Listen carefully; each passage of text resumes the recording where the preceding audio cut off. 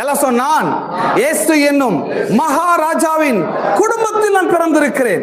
அப்படின்னா அந்த குடும்பத்தினுடைய கடவுளுடைய அனைத்து பிளஸிங்ஸ், அனைத்து ஆசீர்வாதங்கள்,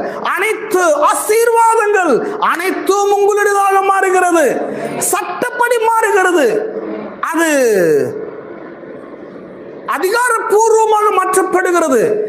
ஆகவே கிறிஸ்தவர்கள் எங்கே பிறந்தார்கள் என்று புரிந்து கொள்ள வேண்டும். ஒவ்வொரு கிறிஸ்தவனும் அரச மாளிகையில் பிறந்திருக்கிறாங்க. கிறிஸ்துமஸ்ல ஆரம்பிக்கிறாங்க மாட்டுக்கொட்டையை.